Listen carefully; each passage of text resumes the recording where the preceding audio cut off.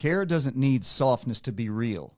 So let me ask you, are you truly living your life, or are external forces controlling your capabilities? 4, 3, 2, 1. Lift off and the clock has started.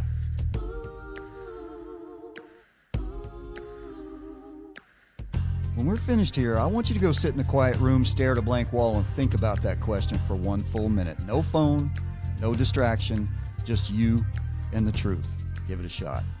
Good day to each and every one of you bright, shining souls, wherever you are, and welcome to balanceFIT Radio. Conversations on strength, meaning, and the human experience. I'm your host, Scott Schroeder.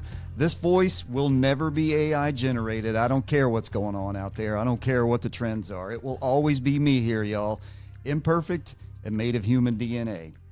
This right here, this is a small slice of the communication landscape where fitness meets psychology, philosophy, and real life, because true wellness is about more than just the body. It's about balance. Let's get into it.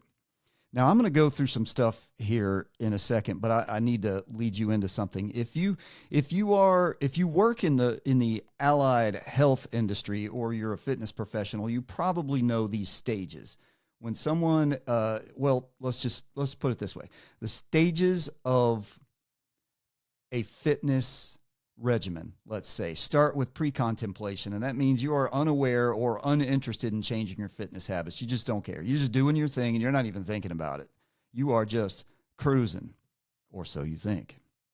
Now, contemplation comes next, and you're aware, you're feeling it. You're like, something's got to change. I got to do something, but you're not taking action yet, which leads to the next step, which is preparation, which is you planning to take action. So you're buying gym clothes, maybe you're getting your gym membership, or buying some equipment, or talking to people, things, stuff like that. But you're moving towards it. You're taking real actions, even though the next stage is called action, and that's where you're actively engaging in new fitness behaviors. You're going to the gym, you're doing your workout, you're walking, you're doing your thing, and nutrition.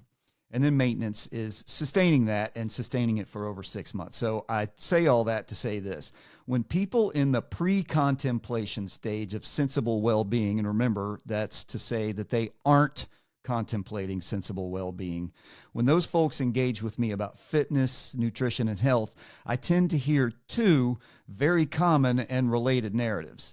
The first usually sounds like some version of, life's too short not to enjoy it. YOLO, baby. And what that almost always means is food, drink, intoxicant, and movement choices. And the second sounds like, it's my life, it's my body, I do what I want. Now, before anyone gets cranky and defensive on me, listen to my words. There's truth in both of those statements. Life should be enjoyed rather than endured. You're going to hear me say that a million times, and you've probably already heard me say it quite a few.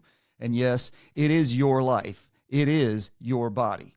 But here's the problem. Both of those ideas are often used as shields against responsibility instead of invitations to wisdom.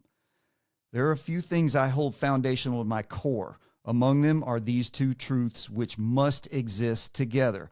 First, life should be enjoyed rather than endured. There it is again. So engage in activities that bring you authentic joy.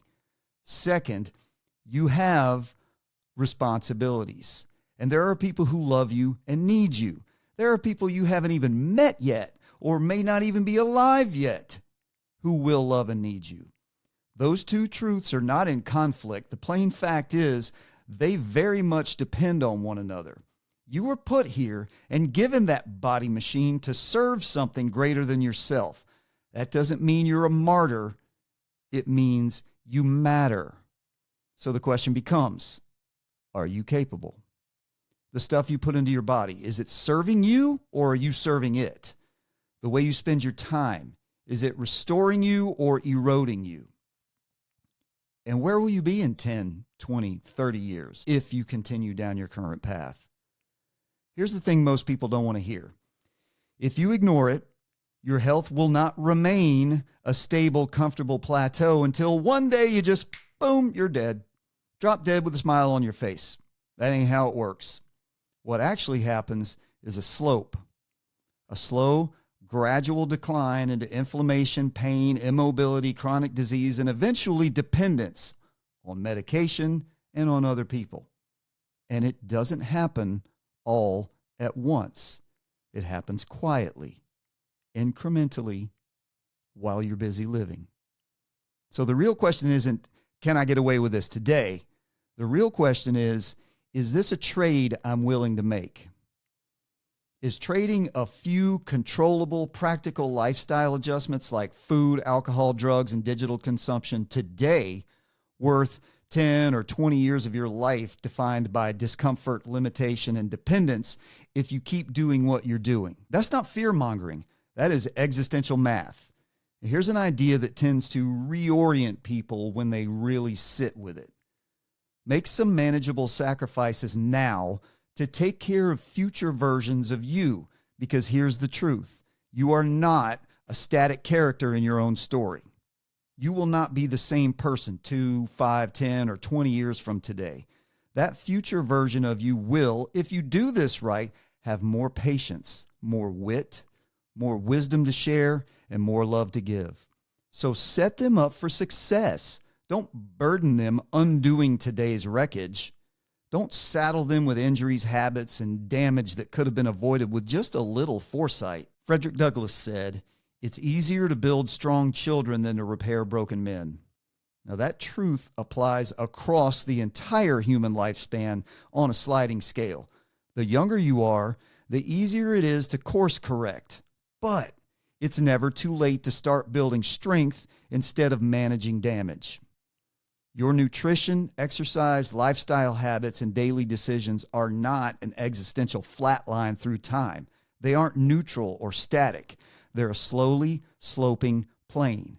And that slope can point upward or downward. It can rise to joy and fulfillment or fall to pain and misery, all based on the agency of your individual free will and what you choose to do with it. Every choice nudges the angle just a little. And here's where this widens beyond the body. What are you doing with your free time? Because wellness doesn't stop at the skin. Know what I mean? We live in an age of digital consumption that is both a blessing and a curse. With that little handheld glowing god of mental sawdust we call a phone, we carry all the collective knowledge of human history, everything ever known, all the knowledge, art, and wisdom right in our hip pockets. And with that very same tool, we have access to unimaginable evil, distortion, and psychological manipulation wrapped in a shiny little package designed with the same psyop tricks as a slot machine with one goal: keep your eyes on the screen. There's an old idea that says that which you gaze upon, you become. Your focus shapes your character shapes your destiny, and your destiny shapes reality. What you consistently observe, you internalize. What you internalize, you imitate. And what you imitate, you eventually manifest. In other words, the body becomes a physical representation of what the mind absorbs, and the spirit thrives or dies along that path. So take care of your mind and your spirit and your body, because none of them function properly in isolation. They're meant to work in harmony. We used to say there were no shortcuts to great things. Anything worthwhile requires sacrifice and time and max effort. That's the essence of humanity. Now, pharmaceutical science has given us shortcuts to weight loss and focus and calm and all the things we desire. And listen, I'm not here to demonize medicine, but this isn't Hippocratic service. This is all about making you a customer for life. And here's the question no one seems to be asking loudly enough: at what cost? Are you considering the side effects for future you? Are you trading one problem for 3 others down the road? Because your focus should not be on skinny or jacked or whatever the socials are telling you. It should be on being well in a fully functioning body. And wellness, real wellness, requires work, discipline, and sacrifice, which, as I mentioned, are some of the foundational elements that give life meaning. And whether you consciously recognize it or not, meaning is the very focus of life. Everything else, it's decoration, it's stuff, filler, window dressing. If you want to improve the slope of your whole wellness, there are a few domains worth honest examination: nutrition, sleep, fitness, service, human connection, digital consumption, intoxicants. How are we doing with all that? Are we in balance? You know, none of these exist in a vacuum. They all need to be aligned with your concept of future you. So here's a simple exercise. Take a few minutes, pen and paper, notes app, it doesn't matter, and write down who you hope future you becomes. Not a polished paragraph, just fragments. This is for you. No one else will ever see this. I'm willing to bet that for 99% of you, it sounds something like this: strong, present, capable, patient, useful, calm, resilient.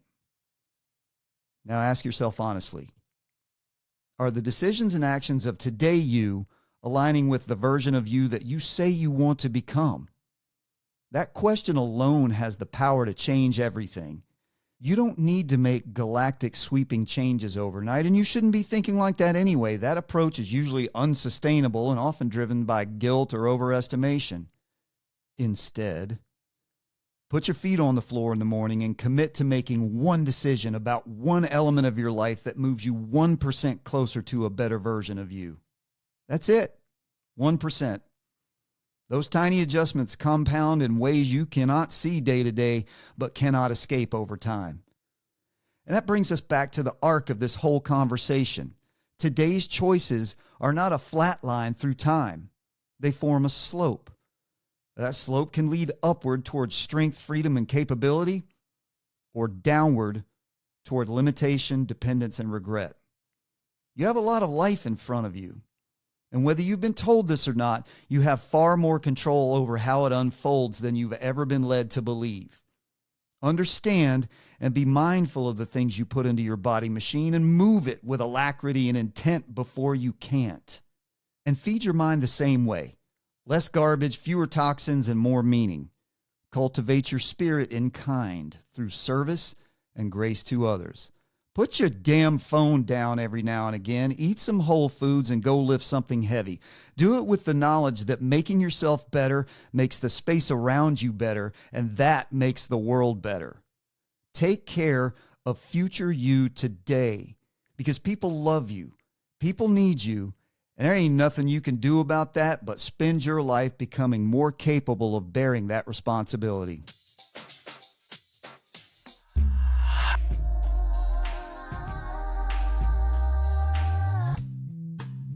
Thank you for spending some time with me today on balanceFIT Radio. If this conversation resonated with you, please, by all means, share it with someone who might need it. Let me leave you with this thought. Pain is unavoidable. Meaning is fundamental. Responsibility is the lever. Balance is the stabilizer. Until next time, keep moving, keep thinking, keep exploring, and remember, your life, your potential. Peace out, homies, and I'll see y'all next time.